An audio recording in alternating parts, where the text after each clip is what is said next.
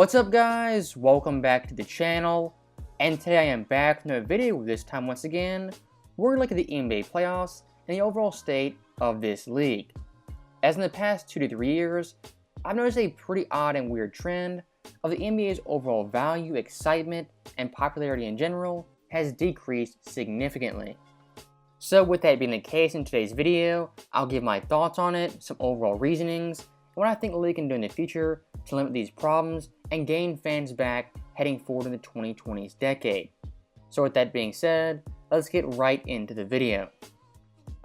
So the first thing I do want to talk about is this year's playoffs and the NBA's overall ratings. As early in the playoffs, the ratings were fairly good. There were some pretty good games and matchups, but as of late, there's been a big dip for some unknown reason. Look at Game 7 Heat vs Celtics with two of the best teams in the NBA and two marquee franchises. This game in a Game 7, compared to all NBA history, was the lowest rated of the last 25 years. Even looking at Game 1 of the NBA Finals, a thrilling and exciting game, for all NBA history, this was the second fewest viewed Game 1 of all time for the NBA Finals. Even looking at Game 2 of that series, this game compared to NBA history was the third fewest viewed Game 2 in Finals history. And once again, I do want to highlight, these are two big market teams with big fan bases. Golden State vs Boston is not Sacramento vs Atlanta. These two teams arguably have the biggest fan bases in the NBA, which begs the question, why is the NBA losing fans and still losing viewers? As looking back only a couple years ago at 2018, 2017, even 2016, those final series on average were getting 19 or 20 million viewers. And if you go back over a decade to Michael Jordan's last year of finals, there was an NBA record 29 million people watching. And to really nail this point home of how far the NBA has fallen, let's look at the 5 least watched finals of all time. At number 1, you have Heat vs Lakers in 2020. Number 2, Cavs vs Spurs in 07. Number 3, Spurs vs Nets in 03. Number 4, Bucks vs Suns in 2021. And number 5, Celtics vs Warriors in 2022. 3 out of the top 5 least watched finals have all been consecutive since the NBA bubble. And think back to 2020, what was going on at the time and what was the context of that series? In the bubble that year, there was a lot of political messaging, there was a lot of stuff happening on and off the court, things in society, political, a lot of different stuff was happening, and the NBA was forefront as one of the outspoken leagues. Now, of course, when it comes to players and teams speaking out, I support them doing that. They have their platform, and at the end of the day, they are people, and they have their own opinions. But I will say, some fans and some people in general were turned off by the NBA's actions when it comes to the bubble. I think a lot of those people, when they turn on TV, they don't want to see political things, they don't want to see messaging, and they want to get away from everyday life and just watch sports. So in that respect, the NBA bubble, it had some positives, but largely it was negative to affecting the fan base, and the overall popularity and broad appeal of basketball. And that is my overall point when it comes to pro sports. You're looking for broad appeal and a mass audience. That's why being outspoken on these things, while it can be good, it's also a two-way street. You might turn off some people who don't come back to your league. Even Adam Silver, the NBA commissioner, who I do not like, acknowledged this problem and said the NBA in the future wouldn't be as political or as outspoken.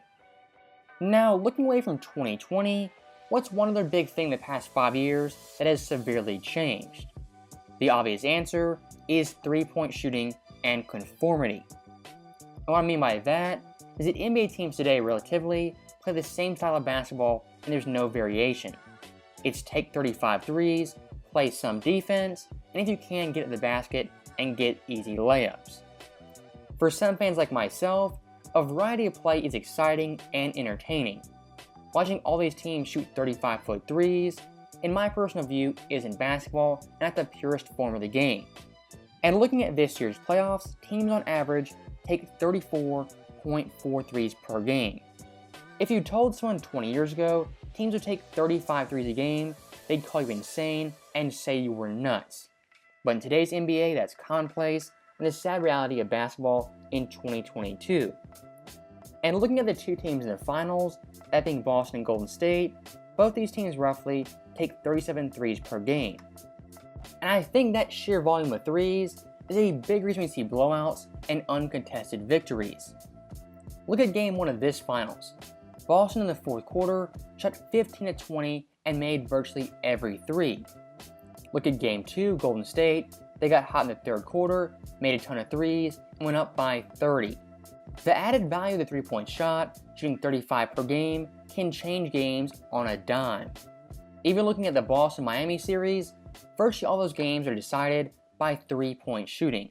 Same with Dallas vs. Golden State. Both those series were three-point shootouts and who could make more threes. Of course, defense still does matter, and great defenders are valuable, but the three ball and the sheer value makes it OP and simply unfair on any given night. Also, one thing I do want to touch on is the terrible refs and terrible late game play. Now, of course, refs always are scrutinized and they are bashed. But looking at the NBA refs this year, I think they've been downright awful in this year's playoffs. The touch fouls, the blocking fouls, the flops, the cheap charges, and just the sheer inconsistency makes these games unwatchable. As looking at a sport like football, refs in that game rarely if ever decide games and set a tone and tempo. In the NBA, the refs, they can change the pace, the overall flow, the team's fouls, the superstars, they get tic-tac fouls, they get physical fouls, they can change everything on a dime. And from game to game, once again, the refs are so inconsistent. Look at someone like Giannis. One night he'll get hacked, he'll get bullied, and there'll be virtually no foul calls. The next night, he'll shoot 25 free throws and get a foul called for every little bump. And once again, looking at the NBA Finals, Draymond Green in Game 2 was an absolute nutcase. He got one tech, but late in the game didn't get a second because the refs quote-unquote didn't want to eject him. That right there is terrible refereeing, terrible officiating, and just in general a terrible look for the NBA. As in the past, some refs have rigged games, and it's always been suspect when it comes to foul calls. I'm not saying every series, every game, every championship is rigged, but just know the NBA and its refs have a big time impact on play and the overall flow and pace of a game. And looking past the NBA playoffs, let's look at the actual season and the 82 game schedule. As already there's rumblings, the NBA might shorten the schedule to 75 or possibly 72 games. And for me personally, if that makes players play more games, I'm all for it. As watching primetime games on ABC, TNT, even ESPN, it's always awful for a superstar not to be playing. And speaking of NBA superstars, in the modern NBA, they switch teams virtually every 3 or 4 years.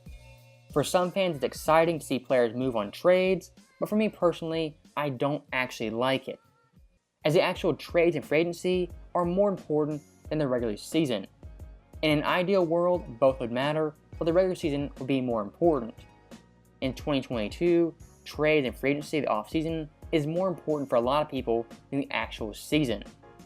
And when it comes to watching every single game, of course you can't do that, but for a lot of fans, they look at Twitter, Instagram, see the highlights, the overall summary, they don't sit down and watch an hour and a half or 2 hour game. That's why a sport like football in the NFL is way more successful.